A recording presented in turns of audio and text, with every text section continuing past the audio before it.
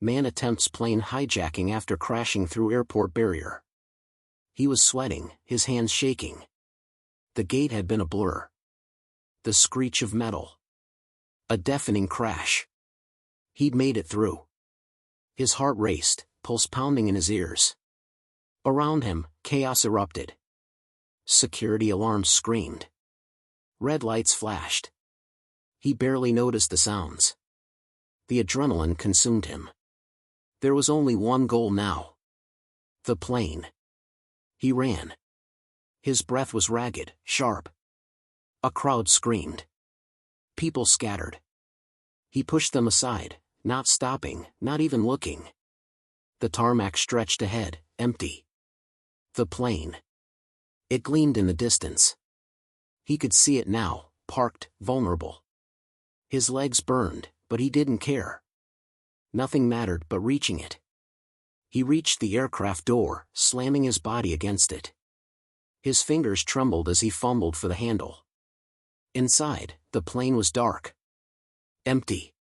Silent. Except for the hum of the engines, soft and low. He stepped inside. The smell of leather, of gasoline, hit him. His shoes scraped against the cold metal floor. The cockpit loomed ahead. He didn't hesitate. He lunged forward, hands grabbing the controls. His fingers shook, but they gripped tightly. A voice crackled through the intercom. It was calm. "Sir, please step away from the controls." The voice was too calm. A warning. He ignored it. The plane's engines roared to life. A terrifying growl that vibrated through his bones. The wheels were still locked. But his hands were steady now, determined. Suddenly, the cabin door slammed open behind him. He spun around, heart leaping in his chest. 2 officers stood there. One had a gun drawn. The other, a baton raised. "Let go of the controls," the officer shouted. The words echoed in his mind, but he didn't listen. Not yet. Not until he was airborne. The plane shuddered under him. He pulled harder. The engines howled, almost mocking him. The officers closed in. He was running out of time. The lights above flickered. His grip tightened. One last chance. He was almost there. The officers moved closer. Every muscle in his body screamed. The metal beneath his palms felt cold, unforgiving. His fingers burned from gripping so tightly. The plane's engines roared louder, louder. The whine of the turbines rattled his bones. The cockpit seemed to close in on him. The world outside blurred. He was almost weightless, suspended between desperation and madness. The officer with the gun stepped forward. His voice was firm now, commanding. "Step away from the controls." The words echoed like a death sentence. But it didn't matter. He wasn't thinking anymore. There was only the thrill, the pull, the need to fly. The officer lunged. A sharp crack echoed through the cockpit. A gunshot. But not at him. The bullet smashed into the console beside him. Sparks flew. For a moment, everything was chaos. The air crackled with tension. His heartbeat thudded in his chest. But still, he didn't let go. The plane shook again, violently this time. Another shot. The officer had missed. The second officer was closing in, but it was too late. The plane started to move. Slow at first. A gentle lurch, then a sudden jolt. The wheels finally lifted off the ground. He was airborne. He couldn't believe it. The city below seemed small, insignificant. He was free. But freedom came with a cost. The cockpit door burst open. A team of officers poured in. They had him now. No escape. He felt the cold steel of handcuffs around his wrists. His heart raced, but it wasn't from fear anymore. It was something darker. Regret. The plane veered off course. The officers were in control. He couldn't believe it. All that struggle. All that desperation. For nothing. He was going down. The plane dipped, jerking violently. The engines sputtered. He could feel the pressure in his chest, the panic creeping in. The officers had taken over. The controls were no longer his. The landscape outside blurred, twisted, as the plane veered wildly. The horizon tilted at an unnatural angle. The cabin shook, rattling like a tin can in a storm. His stomach lurched. He tried to focus, but his vision swam. The officers were shouting, their voices a blur of urgency. Something was wrong. The plane was falling, spiraling. He felt the rapid descent like a punch to his gut. The seats around him jolted, their seatbelts now useless against the force of the plunge. Through the windows, the ground rushed up to meet them. It was a blur of concrete, lights, and chaos. He could hear the sirens now, distant but closing in. And then the real terror hit. The whine of the engines cut out. The silence was deafening. The plane dropped faster. Too fast. His breath caught in his throat. He braced himself, the handcuffs digging into his wrists. The officers scrambled around him, panic in their voices now. But it was too late. They were all going down together. He closed his eyes. Everything felt distant. His mind raced. Had he made a mistake? Had he done this for nothing? The world outside was a blur, a final moment of pure terror. The shrill screech of metal on metal. A bone-shaking impact. And then, nothing. Complete silence. For a split second, he thought he might be dead. But there was a thud in his chest, a pulse, a shallow breath. He opened his eyes. The plane was wrecked. The officers were unconscious, some slumped over, others twisted at unnatural angles. His hands were still cuffed, but the wreckage had thrown them loose. The air was thick with smoke, the acrid scent of burning fuel. The emergency lights flickered in and out, casting eerie shadows. He could feel the heat creeping up. But he didn't move. Not yet. He just sat there, dazed. The crash had shattered everything. He could hear sirens, but they felt distant, like they were coming from another world. All he could focus on was the wreckage, the broken pieces of his plan. The fleeting moment of freedom. It felt like it had never existed. The sirens grew louder, closer now. But the wreckage around him felt like a tomb. Everything was still, the only sound the crackling of fire and the groaning of twisted metal. He forced himself to move, despite the pain in his body, the crushing weight of the crash. His head throbbed, his vision swam again, but he didn't care. He had to get out. He couldn't stay here. The door to the cockpit was jammed, but he wrenched it open with a grunt. The heat hit him like a wall. He stumbled out, dragging his cuffed hands behind him, the ground rough beneath his feet. Smoke swirled in the air, stinging his eyes. The night was still, eerie in its silence. He could see the flashing lights now, the emergency vehicles crawling toward him. His legs were heavy, but he pushed forward. A faint shout. Then another, closer this time. He turned, his heart racing. One of the officers was stirring, pushing against the wreckage, trying to rise. But he didn't stop. His breath came in ragged gasps, and he felt something rise in his chest, fear, but something else, too. Desperation. He could hear the screech of tires, the rush of approaching vehicles, but they were too far away. Too many people now. He needed to run. A hand grabbed his arm. He yanked it away. There was no time for mercy. No time to feel guilty. He broke into a desperate sprint, ignoring the sharp pain in his side. The airport was on the edge of the city, surrounded by fences and runways. But beyond that, beyond the airport, was freedom. The distant lights of the city beckoned like a false promise. He pushed through the pain, his body screaming, his mind clouded with the need to escape.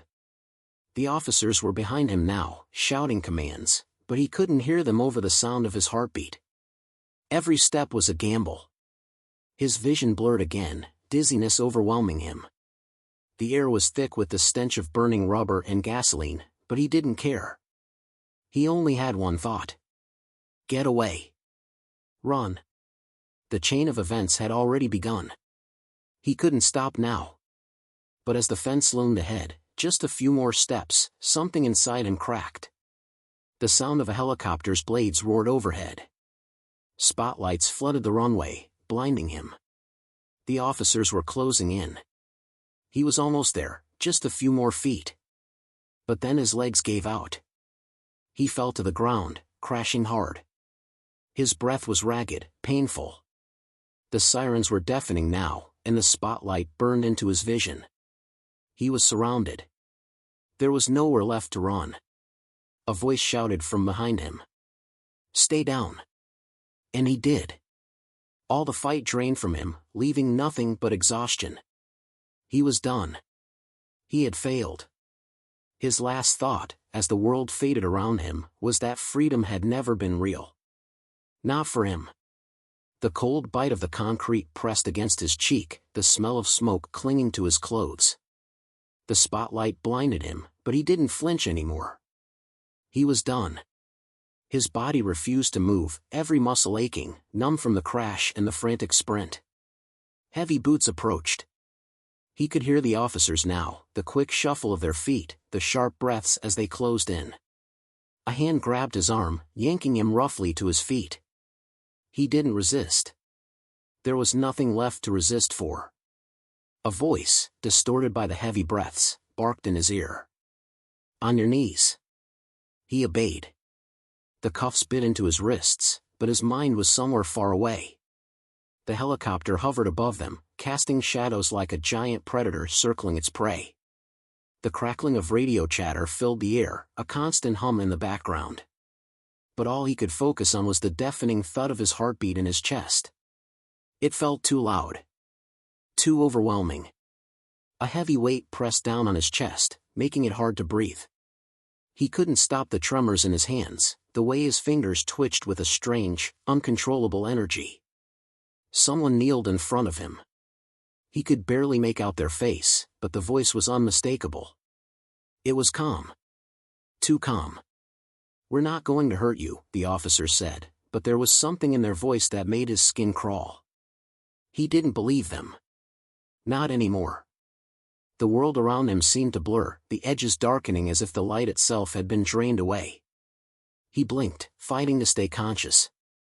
The scent of burning rubber, oil, and smoke filled his nostrils. The world was too loud, too bright. A hand touched his shoulder, shaking him, pulling him back from the edge of unconsciousness. Stay with us, the officer said again. But there was nothing left to stay for. His mind raced, flashes of the chaos, the panic, the crash. He remembered the split-second decision to make the run for it. The feeling of control slipping away when the plane fell. The wreckage. The sirens. The hopelessness.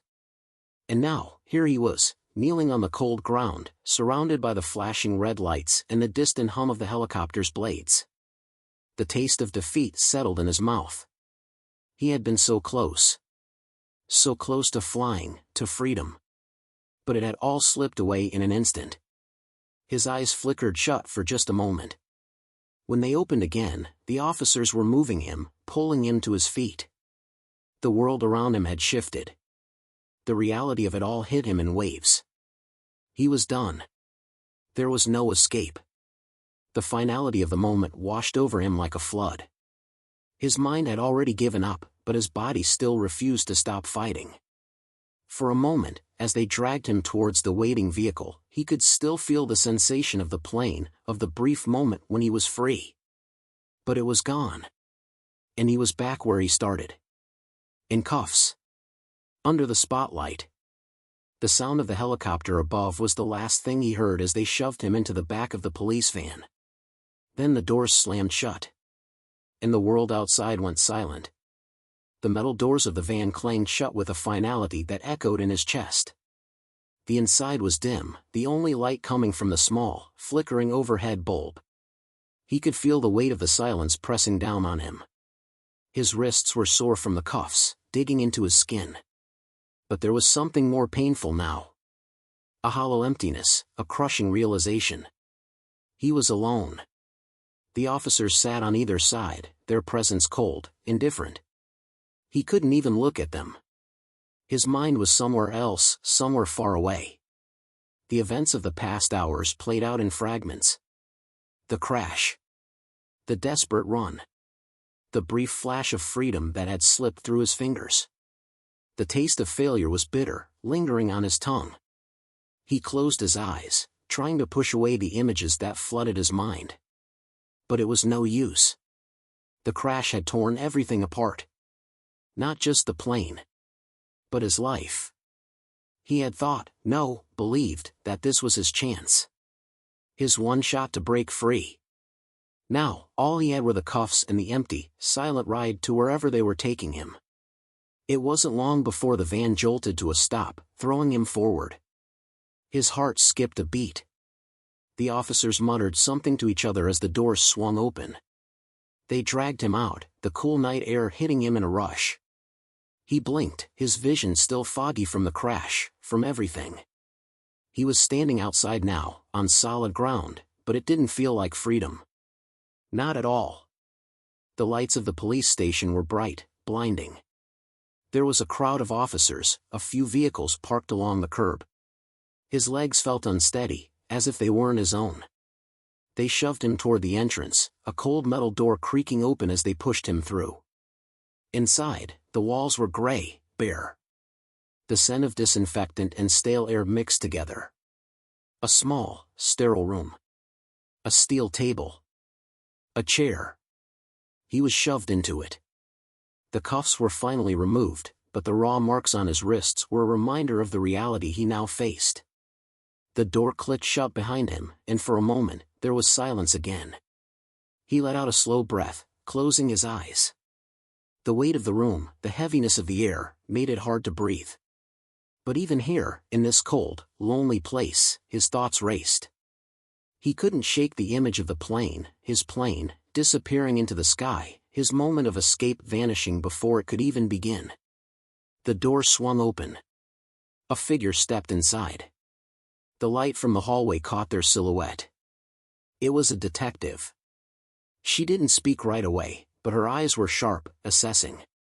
She walked around the table, then sat down across from him. The chair creaked under her weight. "I've got some questions for you," she said, her voice low, steady. He didn't respond. He couldn't.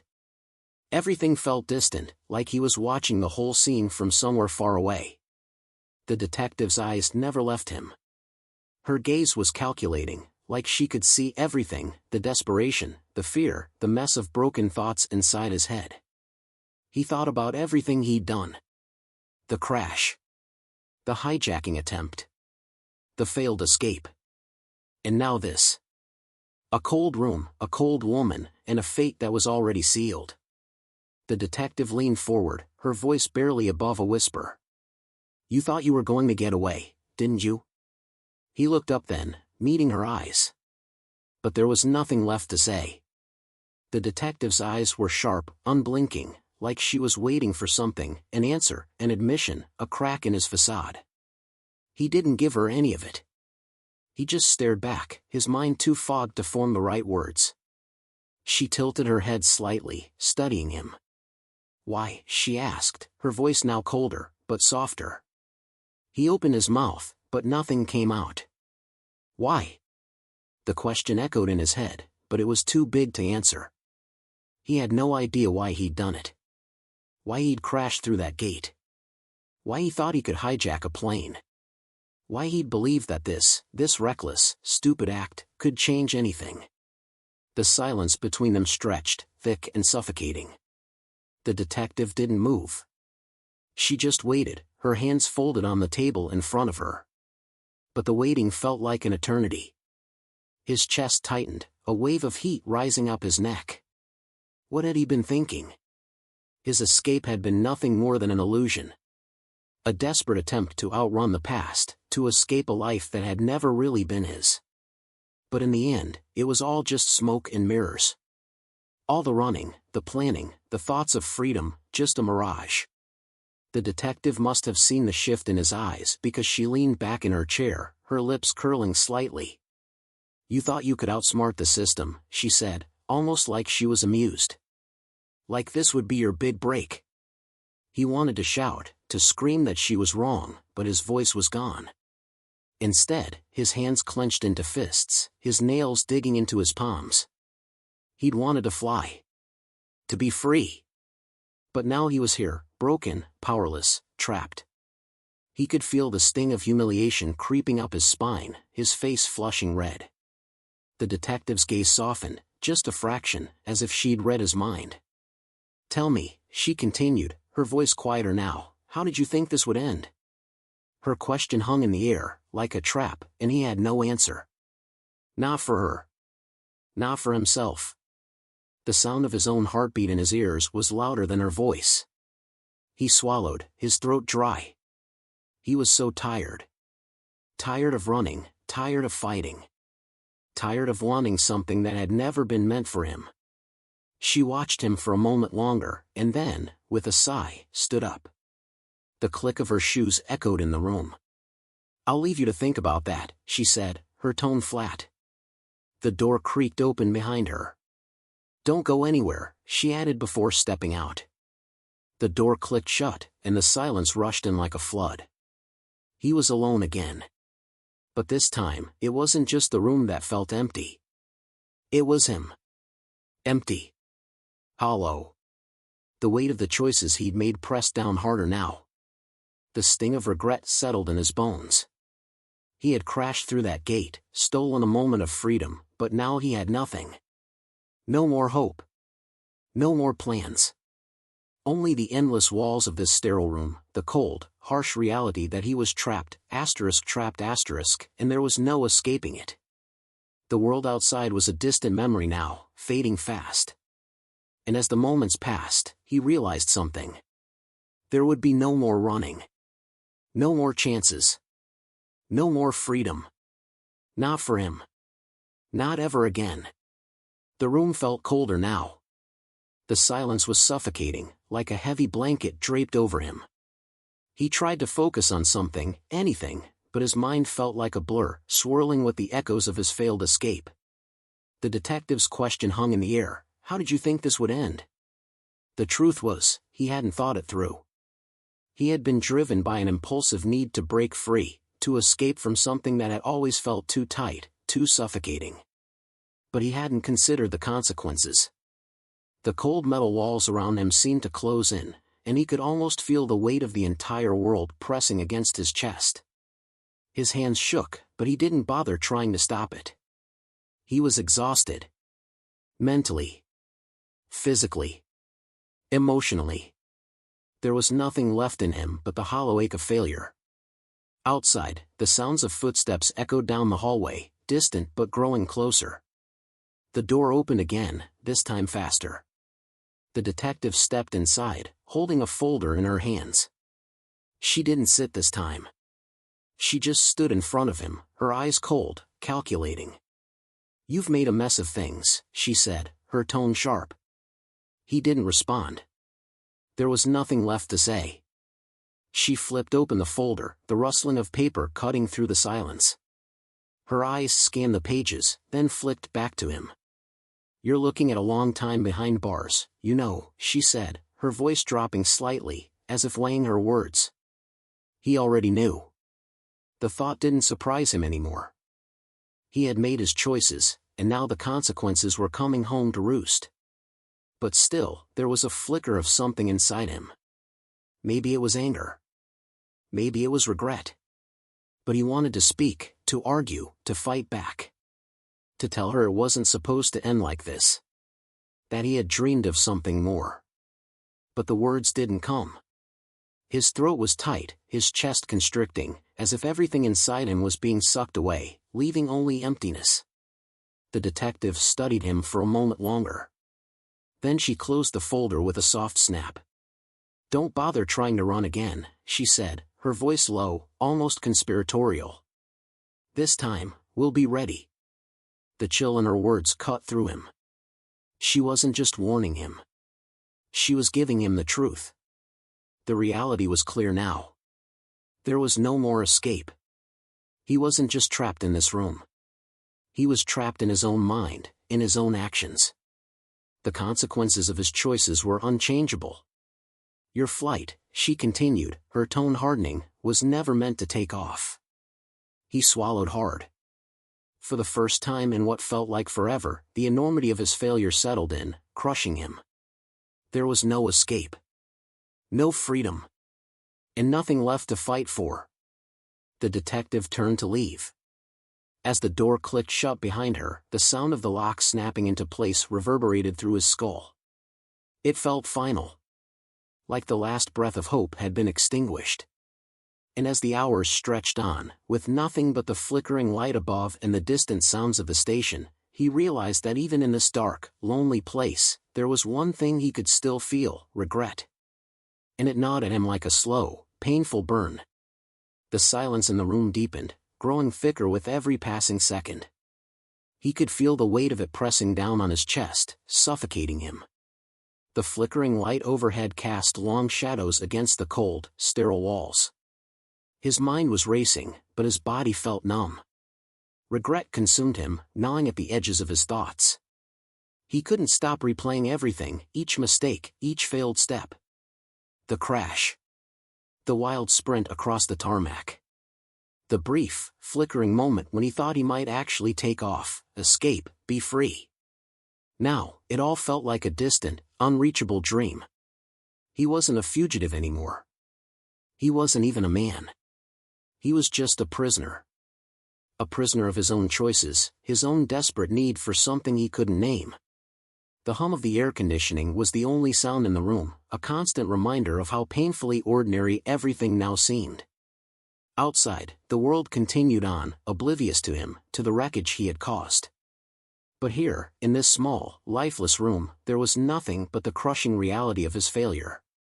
His throat tightened, and he fought against the tears that threatened to spill. He had lost. The fight. The escape. The freedom. It was all gone now. He thought of his life before all of this, the mundane routine, the suffocating sense of being stuck. Had he ever really had a choice? Or had this moment, this crash, always been inevitable? A knock at the door startled him. His heart skipped a beat, but he didn't move. The door opened slowly, and a guard stepped inside, his face impassive.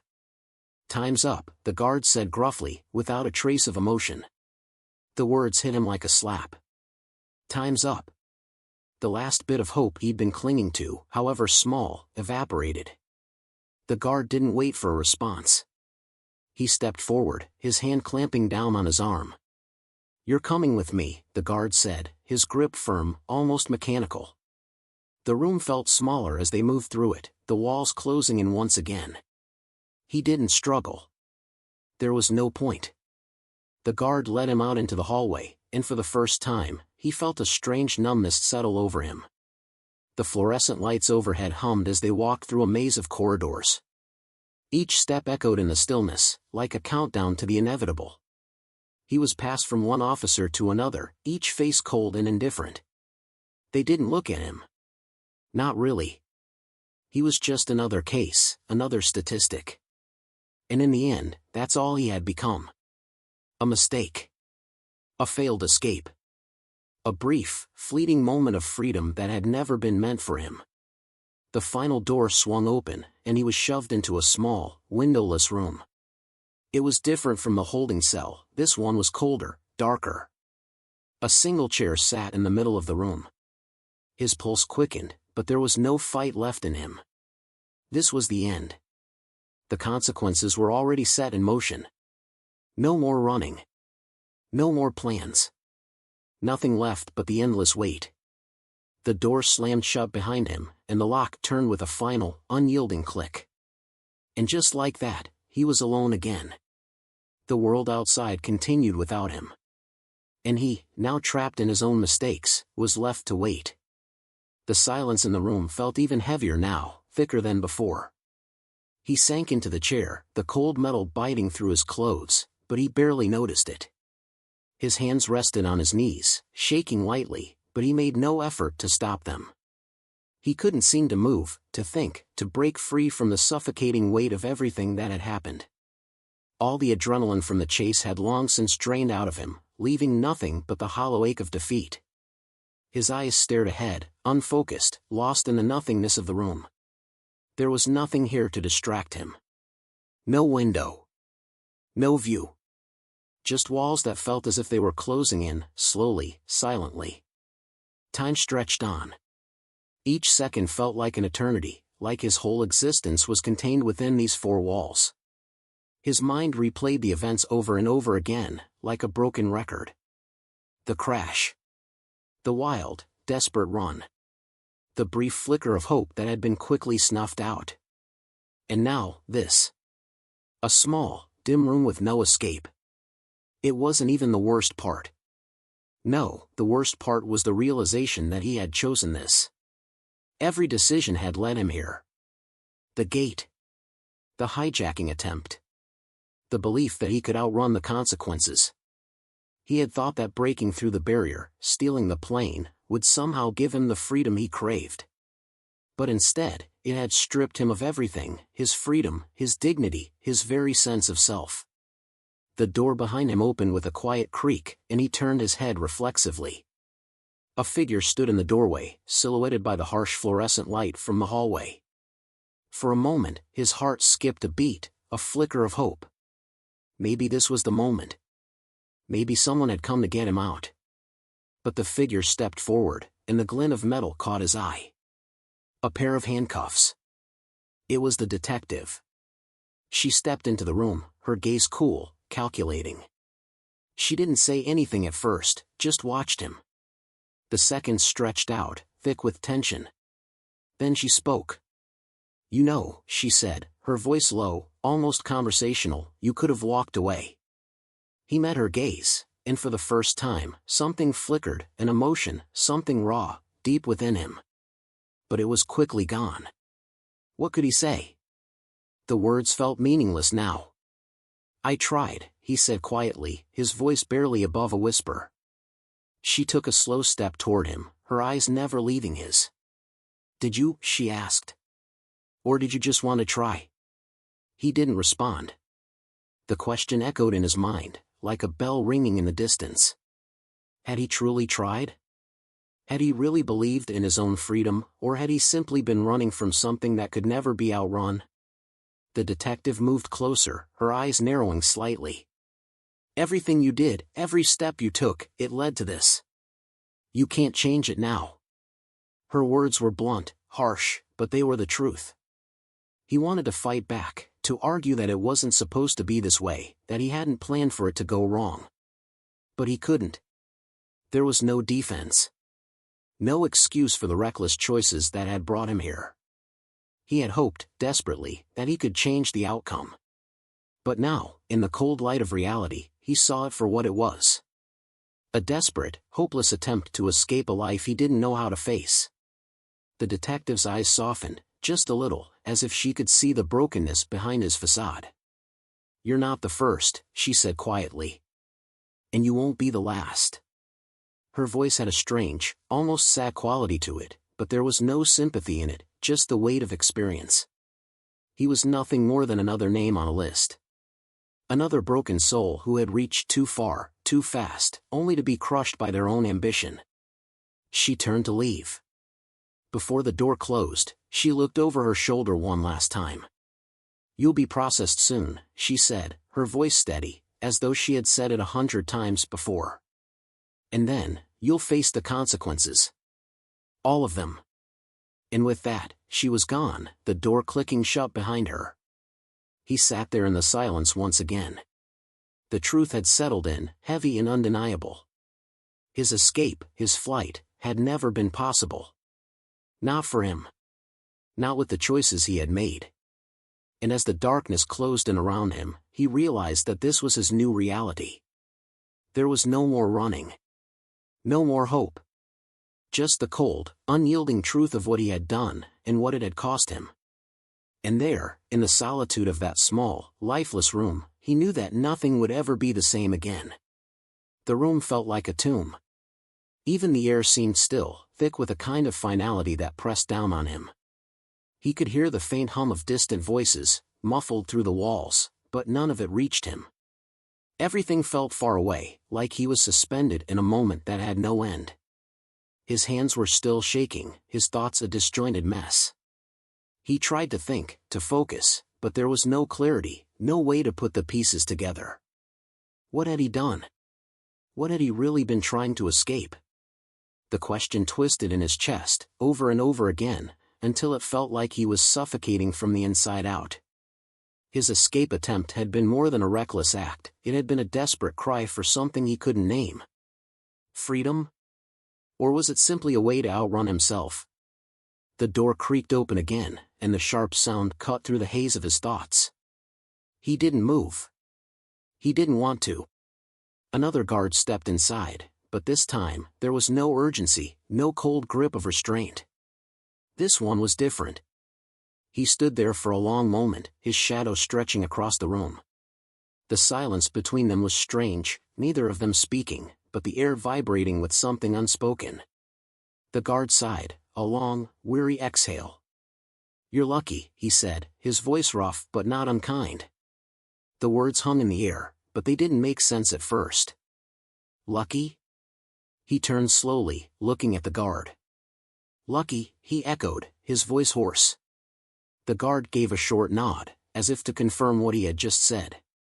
"Yeah," he muttered. "They're giving you a chance. You know, a real chance to make things right." A chance? His head snapped up, his heart thumping in his chest. Make things right? The guard didn't answer immediately. Instead, he stepped closer, lowering his voice. "They're not just throwing you away like most others," he said, almost like he was speaking to himself. "They're giving you a shot at redemption." He paused, then looked at him directly. "Your actions, they've got consequences, sure, but you're not beyond saving, not yet." The words hit him like a shock to his system. It was as if the ground had shifted beneath him, the weight of everything he had thought he understood about his fate cracking open just a little. "Redemption," he repeated, his voice trembling. The guard gave him a tight, almost apologetic smile. "Yeah. That's the thing about all this. As long as you're breathing, there's still time." He didn't know how to respond. Everything inside him felt raw, too much to process, but something about the guard's words lingered in the room, settling into the heavy air. A chance. A chance to make things right. But what did that mean? What was he supposed to do with that? He hadn't even known how to break free in the first place, and now, he was being told he had an opportunity to find his way back, to change. The guard stepped back, his gaze softening. "I don't know if you'll take it," he said, almost as though he were speaking to himself again. "But I think, deep down, you know what needs to be done." With that, the guard turned and left without another word. The door clicked shut behind him, and once again, he was alone in the sterile, empty room. But this time, something was different. It wasn't the crushing emptiness that had filled him before. There was a flicker of something, something unfamiliar and fragile. A spark of possibility? For the first time in a long while, the idea of redemption didn't feel like a distant dream, out of reach. It felt like something within his grasp, just beyond the edge of his tired mind. He sat there for a long time, his hands still trembling, but now, it wasn't from fear. It was something else, something he hadn't allowed himself to feel in a long time. Hope? He didn't know what it meant yet. He didn't know how it would unfold, what steps he would have to take to find his way back. But for the first time, he wasn't sure everything was lost. Maybe, just maybe, there was something left worth fighting for. The faint hum of the lights above him was the only sound in the room now, but it no longer felt suffocating. It was almost comforting. He was still numb, still trying to process everything, but the edges of the darkness had begun to soften. Hope? It was a strange word, one he hadn't thought about in a long time. For so long, he'd been consumed by desperation, by a need to escape the confines of his life, his choices. But now that spark, that flicker of something else, refused to go out. Could it be real? Could there really be a way back from all this? His thoughts felt scattered, like shards of glass, but in the mess, one thing stood clear. He had a choice. It was a small thing, maybe, but it was there. The guard's words rang in his ears. "You're not beyond saving, not yet." The weight of that sentence pressed down on him in a way that was both comforting and terrifying. Redemption. The word lingered in his chest, swelling with the idea that, perhaps, the door wasn't closed for good. But how could he make it happen? What did it even mean to find redemption after something like this? The guilt gnawed at him again. The crash. The hijacking. The lives he'd endangered. Could he undo that damage? Could he atone for what he had done? His mind felt dizzy, as if he were standing at the edge of something vast, something unknown. Was he brave enough to face it? He rubbed his eyes, trying to force clarity into his jumbled thoughts. It would be easy to give in to the weight of everything. To accept that this was it, that he had reached the end. But the thought of giving up, of fading into nothingness, felt worse than facing whatever it would take to find a new path. He was still breathing. Still alive. And that meant something, didn't it? It means there's a chance. He stood up from the chair, his legs shaky at first, but he forced himself to stand tall. His hands still trembled, but he clenched them into fists, the tightness helping him focus. He didn't know where to start, didn't know what the next step would be. But for the first time in a long time, he felt something shifting inside him.